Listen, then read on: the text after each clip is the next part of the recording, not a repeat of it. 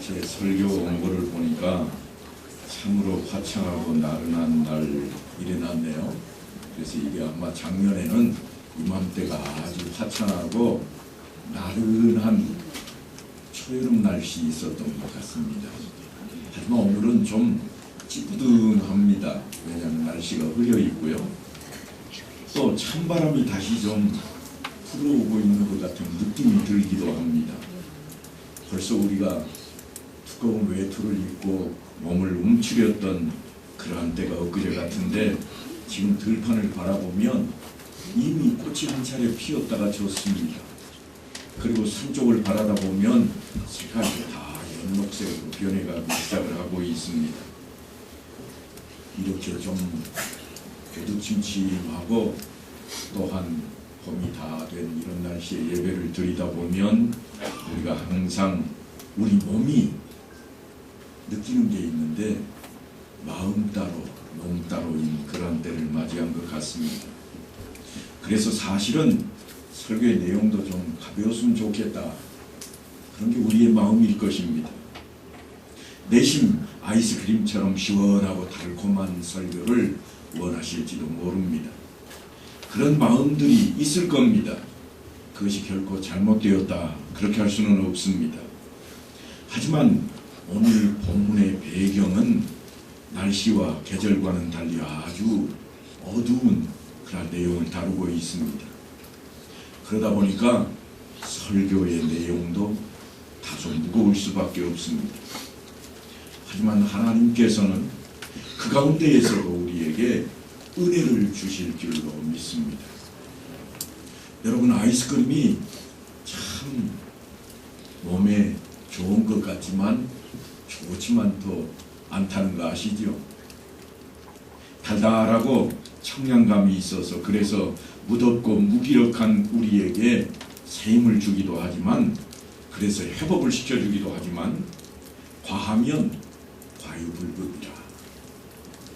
어떻게 되죠? 과하면 베들레헴만 성장시키는 거예요.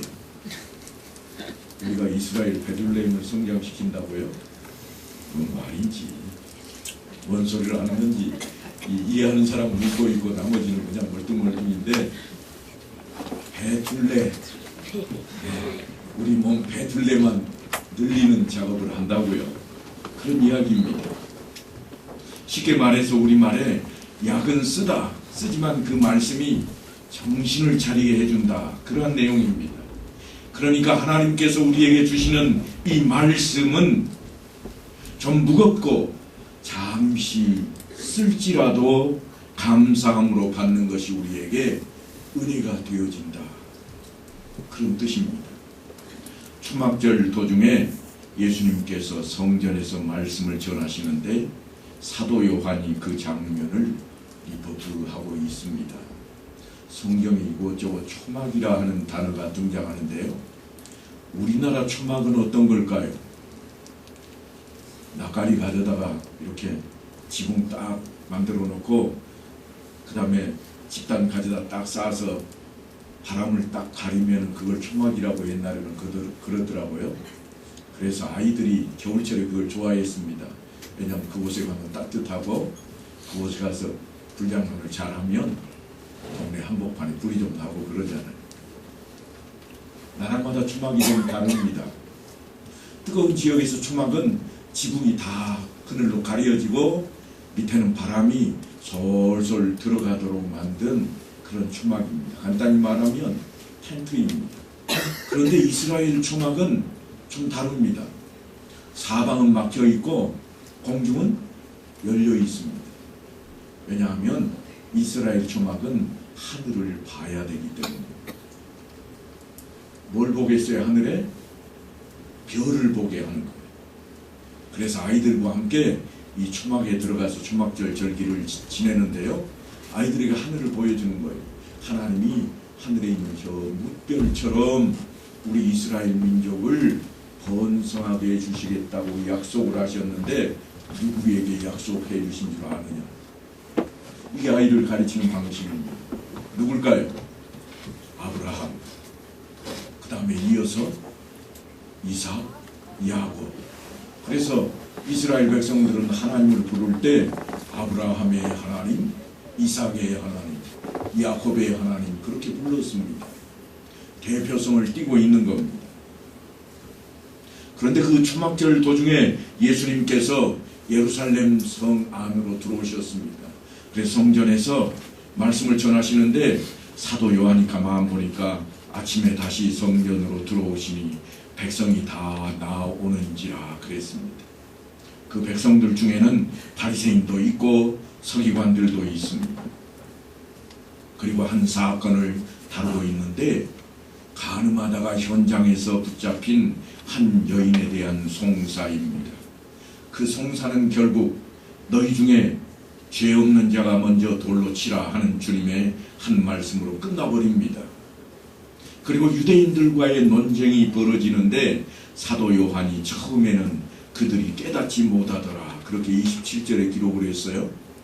그리고 잠시 후에 뭐라고 하는가 하면 놀랍게도 말씀을 하심에 많은 사람이 믿더라 그렇게 30절에 기록을 해놓았습니다. 아주 놀라운 이야기입니다. 왜 놀라운 이야기인가 하면 예수님을 지금 믿겠다고 하는 이야기를 할 수 있는 그런 분위기가 예루살렘 분위기가 아닙니다. 당시 예루살렘은 한마디로 엄청나게 공포스러운 그러한 분위기였습니다. 무슨 이야기인가 하면 요한복음 9장 22절에 가면 이렇게 요한이 설명을 해놓았습니다. 이미 유대인들이 누구든지 예수를 그리스도로 시인하는 자는 출교하기로 결의하였으므로 그들을 무서워함이로라. 출교하기로 유대인들이 어떻게 했다고요? 결의를 했습니다.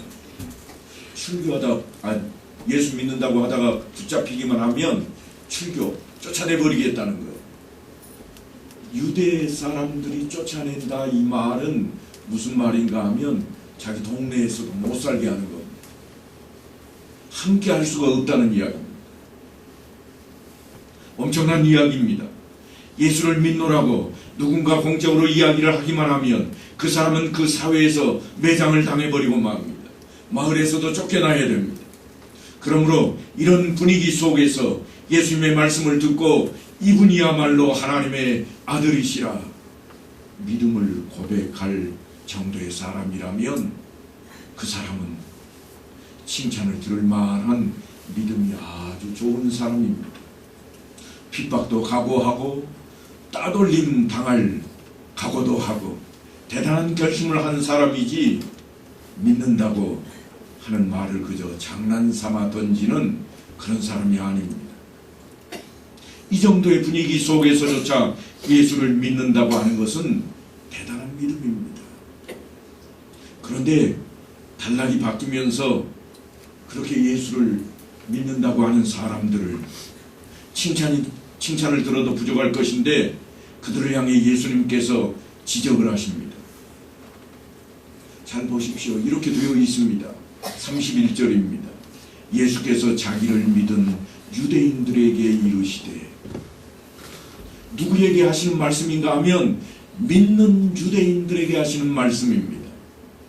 오늘 본문이 그런 내용입니다. 너희가 내 말에 거하면 참으로 내 제자가 되고 진리를 알지니 진리가 너희를 자유롭게 하리라. 핍박을 무릅쓰고 믿겠다고 나서는 유대인들에게 주님께서 하시는 말씀입니다. 그들의 믿음을 경고하고 있습니다. 온전하지 않다고 말씀을 하시는 겁니다. 왜 그런가 하면 이토록 핍박을 각오하고 따돌림 당할 각오를 하고 예수를 믿겠다고 덤비고 있지만 얼마 못 가서 그들이 어떻게 바뀔 것인가 하면 59절에 가면 이런 기록이 있습니다. 그들이 돌을 들어 치려 하거늘 예수께서 숨어 성전에서 나가시니라. 예수를 믿는다고 그렇게 지금 외치고 다짐을 하고 있는데 어떤 핍박이 와도 나는 예수를 믿겠다고, 그는 메시아라고 외치고 있는데 잠시 후에 무슨 일이 벌어지는가 하면 저자는 돌로 쳐 죽여야 되겠다. 자기가 믿는 사람을 죽이겠다고 덤빕니다. 그러니까 세상에 믿을 사람은 얼마나 있어요? 하나도 없습니다. 사람을 믿을 게 아닙니다. 이런 차원에서 본문은 우리의 신앙과 믿음에 대해서 진지하게 메시지를 전하고 있습니다. 바른 자세로 이 말씀 앞에 우리 자신을 돌아보아야만 합니다. 나는 과연 어떤 믿음을 소유하고 있는지, 어떤 믿음을 가지고 있을까요? 나는 과연 어떤 믿음을 가지고 있는가?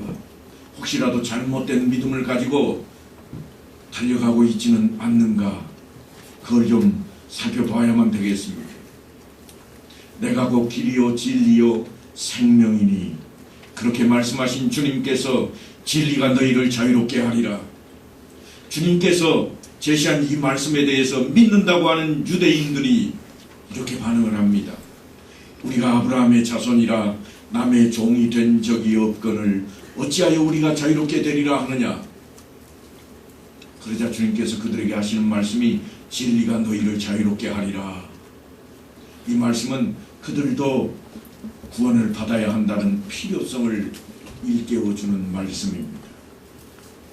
우리 식으로 한번 생각을 해봅시다.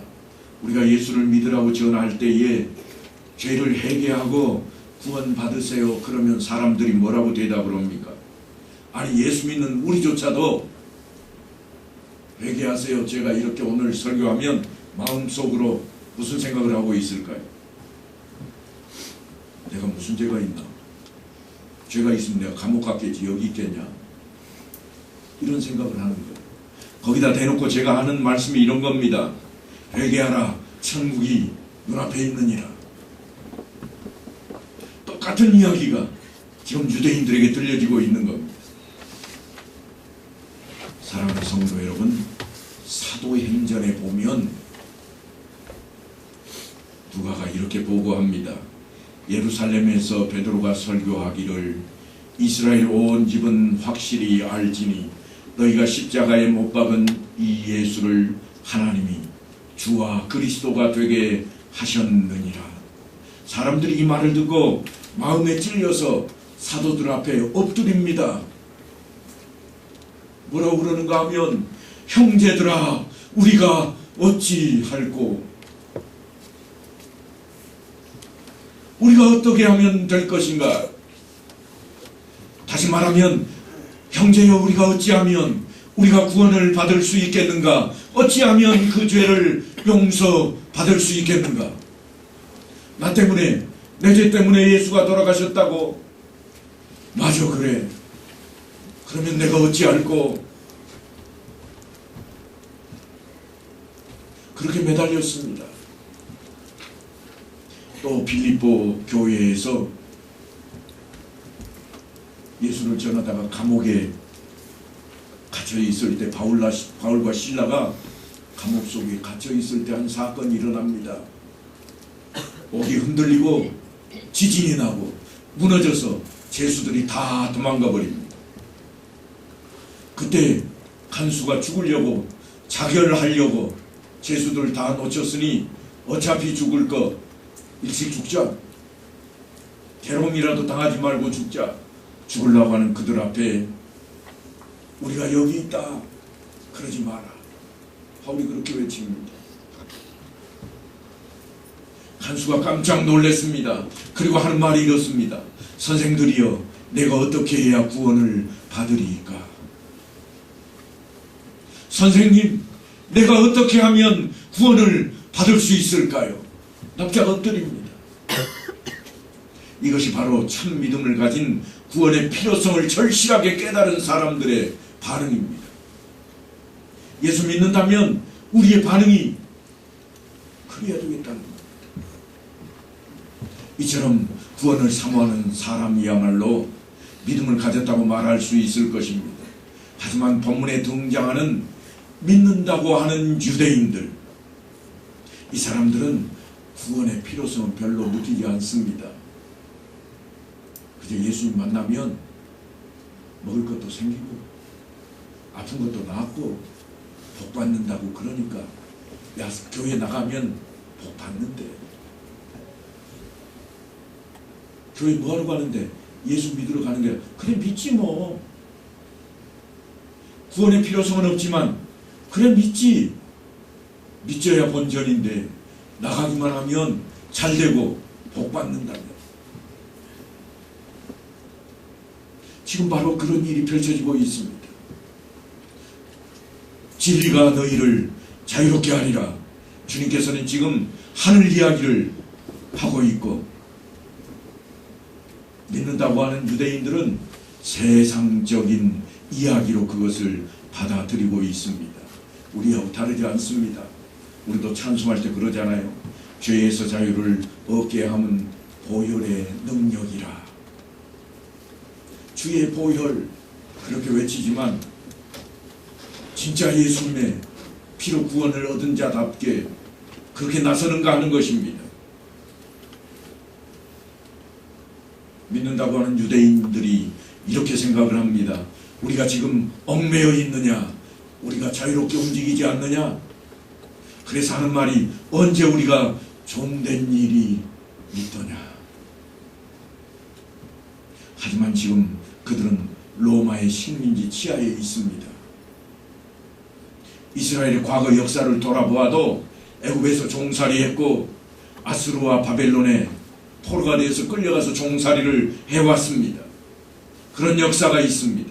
그런 처지에 있었음에도 불구하고 그들은 남의 종된 일이 없다고 생각하고 있는 겁니다. 자기 처지를 온전히 깨닫지도 못하고 있습니다.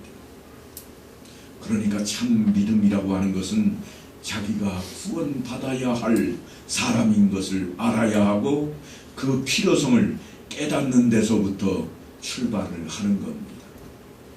예수님께서 아주 쉽게 설명을 해 놓으셨습니다. 건강한 자에게는 의사가 쓸데없고 병든 자에게라야 쓸데있느니라. 나는 의인을 부르러 온 것이 아니요 죄인을 부르러 왔노라. 죄 없다고 생각하느냐? 나 너 때문에 온 게 아니야. 예수님의 말씀입니다. 죄 있다고 그렇게 생각하느냐? 그렇게 인정하느냐? 그래 내가 너를 위해 왔노라. 이게 주님의 말씀입니다. 병든 자라야 병원이 필요한 것 아니겠습니까? 죄인인 것을 깊이 인식할 때 나를 구원하신 예수님을 사모하게 될 것이요 그분 앞에 매달리게 되는 겁니다. 하지만 본문에 등장하는 유대인들은 주님께 이런 평가를 받습니다. 나도 너희가 아브라함의 자손인 줄 아노라. 그러나 내 말이 너희 안에 있을 곳이 없으므로 나를 죽이려 하는도다.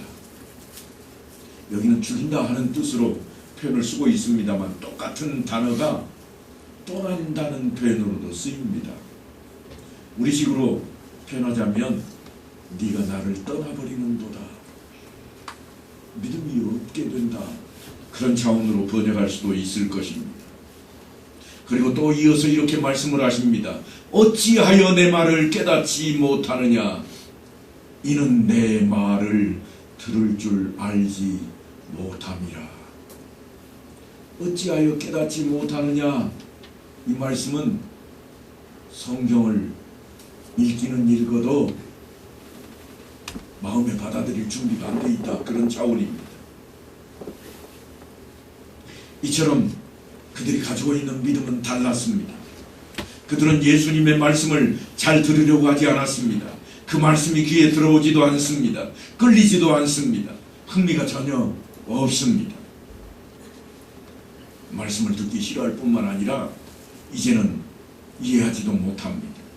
그래서 자꾸 꼬투리를 잡고 늘어지는 겁니다.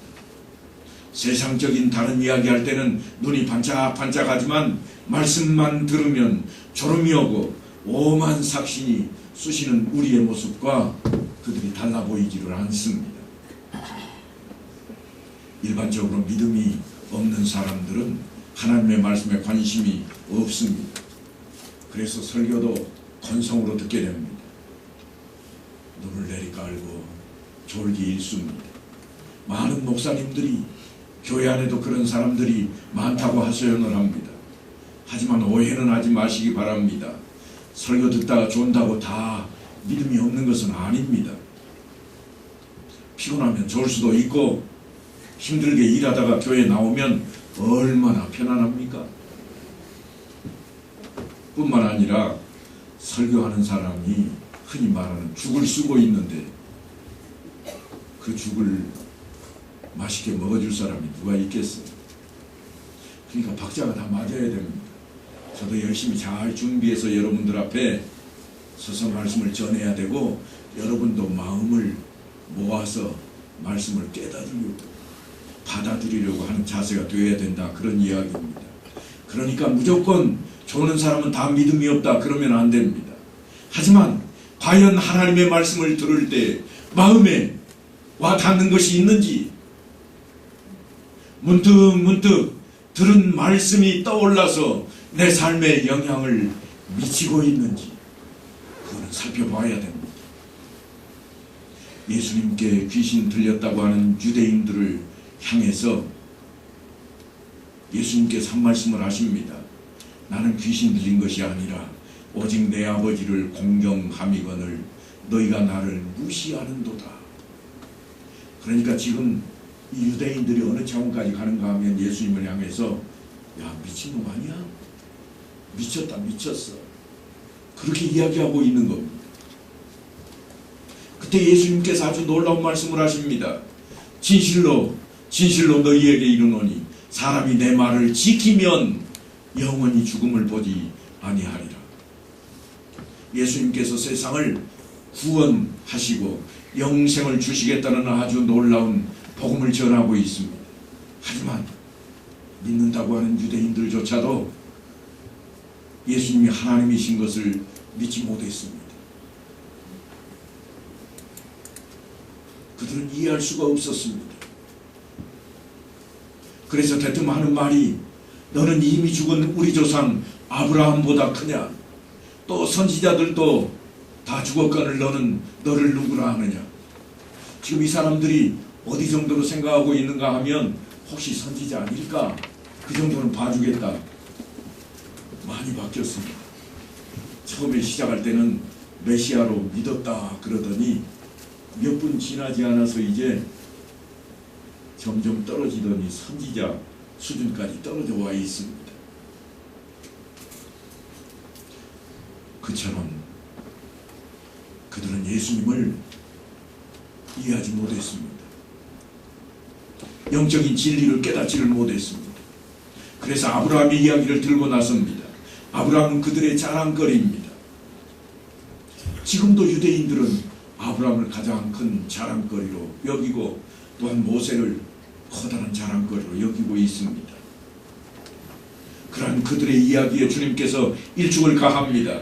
너희 조상 아브라함은 나의 때 볼 것을 즐거워하다가 보고 기뻐하였느니라.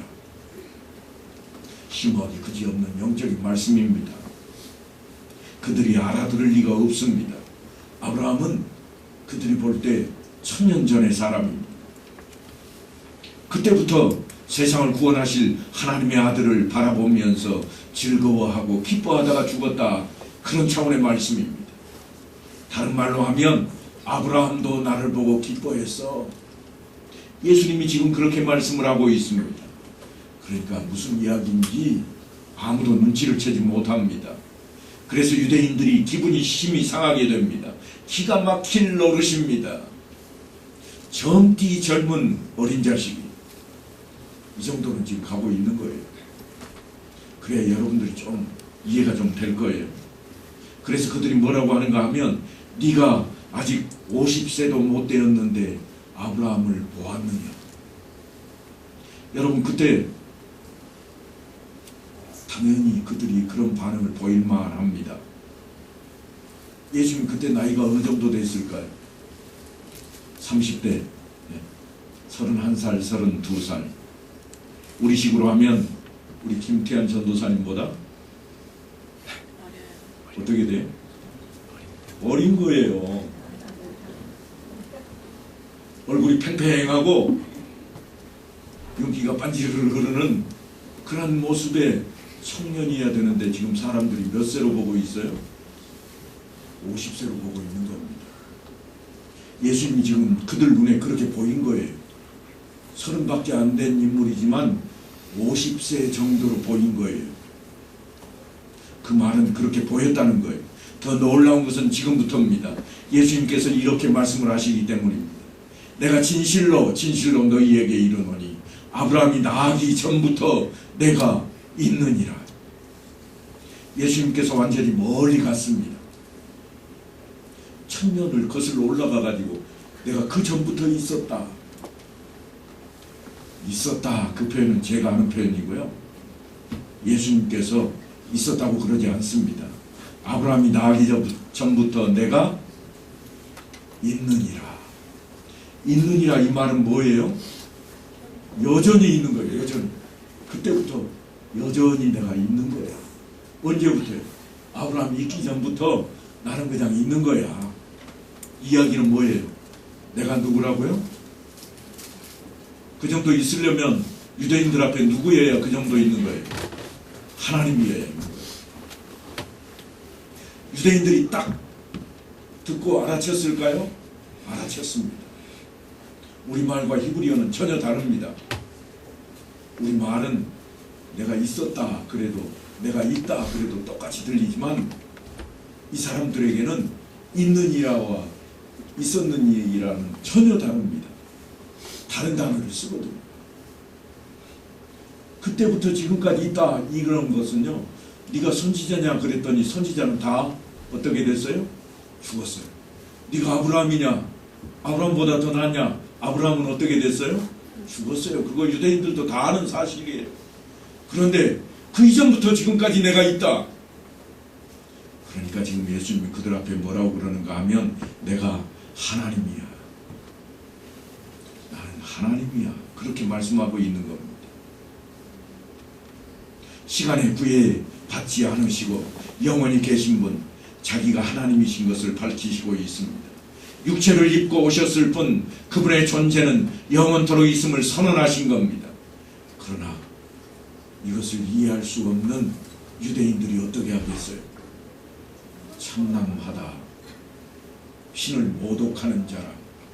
하나님이라고 말도 안 돼. 하나님은 뭐 해야 되는가요? 친히 예수님께서 말씀을 하시죠. 영이라. 영은 육신을 입고 있는 게 아닙니다. 그래서 유대인들이 뭘 들었겠어요? 돌을 드는 겁니다. 그래서 드는 거예요. 그냥 드는 게 아니에요. 정당하게 지금 돌을 들고 있습니다.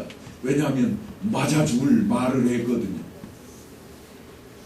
우리는 이미 예수님이 하나님이신 것을 아니까 말도 안 돼 그러지만 그들은 하나님은 죽을 수 없고 하나님은 인간이 될 수도 없는데 아브라함보다 더 낫다고 그러고 선지자도 다 죽었는데 멀쩡히 살아있는 젊은 사람이 내가 하나님이다.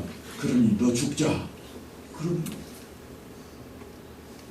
그렇게 돌을 들었습니다. 그러니까 그들이 예수를 메시아로 믿었다. 그 말은 메시아는 누구를 가리키는 거예요? 하나님을 가리키는 겁니다. 그러면 믿었다는 그 말이 온전한 믿음인가요? 아닌가요? 잘못된 믿음을 가지고 있는 겁니다. 잘못된 믿음은 배신합니다. 배신을 종종 합니다. 그래서 어떤 현상이 일어나는가 하면 59절에 가면 그들이 돌을 들어 치려 하거늘. 그래서 지금 돌든 유대인들이 다 망했을 것이라 그렇게 얼핏 생각하기 쉬운데요. 주님께서 28절에 이런 말씀을 하신 적이 있습니다. 너희가 인자를 든 후에 내가 그인 줄을 알고. 그러니까 실제로 이미 예수님께서는 그들이 그럴 것을 알았고 나중에 바뀔 것까지 알고 있었다고 하는 겁니다. 잘못된 신앙, 잘못된 믿음은 분명히 일시적이어야 하고 바뀌어야 돼요. 그러니까 우리가 일시적으로 잘못된 것을 가지고 있었다, 괜찮다, 그렇게 이야기할 수 있습니다. 하지만 바뀌어야 된다고 하는 겁니다. 바뀌지 않으면 괜찮은 게 아닙니다. 바뀌었으면 괜찮은 겁니다. 죄가 있는 것, 예, 인간이니까 다 누구나 죄가 있습니다. 하지만 사함을 받으면 괜찮은 겁니다. 어떻게 하면 사함을 받나요? 예수를 믿으면 사함을 받는 겁니다. 잘못된 것이 있으면 일시적으로 끝내야 하고 돌이켜야 됩니다. 그래서 회개하고 그분을 믿게 되고 드디어는 눈물로 그들도 찬양을 했을 것입니다. 오늘은 엉터리 같아도 내일은 진정으로 예수님을 찾을 수 있는 겁니다. 주님께로 돌이키는 것은 시간의 문제입니다. 믿는다는 것은 사실 쉬운 일이 아닙니다. 옛날에는 믿음이 쉽다, 복음성도 그랬거든요. 그런데 어제 여전도 회원들과 같이 여행을 하다가 복음성을 하나 들었는데 그렇게 하대요. 천국은 쉽게 간다고 그러더니 하는 말이 쉬운 게 아니에요. 그런 대목을 편입시켰더라고요. 예수 믿는 것은 참 쉽습니다. 왜냐하면 믿으면 되니까. 뭘 믿으면 돼요? 예수를 믿으면 되니까. 그런데 예수 믿는 것은 참 어렵습니다. 왜요? 여러분이 세상에 살고 있기 때문입니다. 천국 가버렸으면 너무 쉬운 거예요. 예수를 믿었기 때문에 천국에 들어가 버리면 너무 쉬운 겁니다. 하지만 이 땅에 사는 동안에는 쉽지만은 않습니다. 믿는 모습을 보여줘야 되기 때문에 쉽지만은 않습니다. 참을 것은 참아야 되고 끊을 것은 끊어내야 되고 이길 것은 이겨내야만 됩니다. 그러니까 우리가 죄인 된 것을 인정하고 예수를 믿는다고 하는 것은 사실 거의 불가능한 그런 일들입니다. 무슨 재주로 우리가 예수를 하나님의 아들로 믿겠습니까? 무슨 재주로 내가 죄인이라고 그렇게 스스로 고백할 수 있겠습니까? 말로만 하는 것은 쉽습니다. 그런데 우리 마음속에는요, 여전히 내가 죄인이라고? 나 감옥에 갔다 온 적도 없어. 그러잖아요.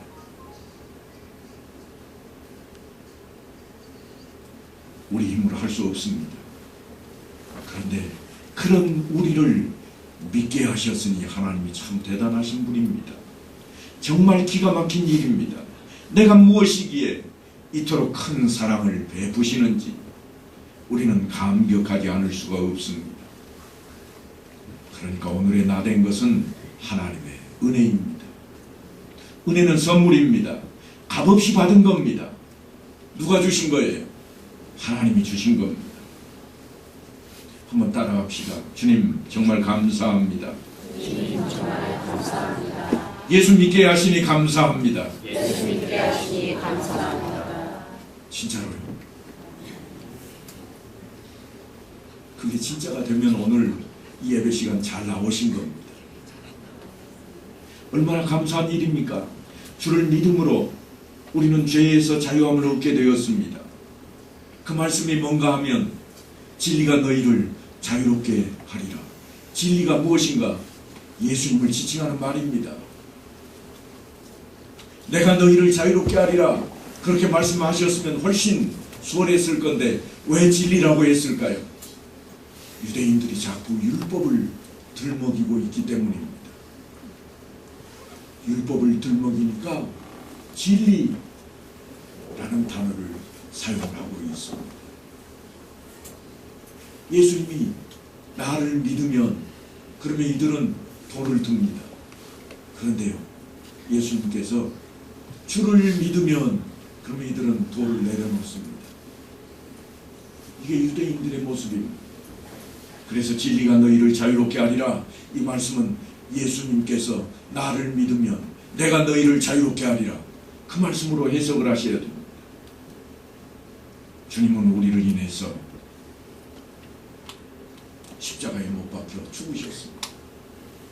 그러니까 그로 인해서 우리는 자유를 얻게 된 것입니다.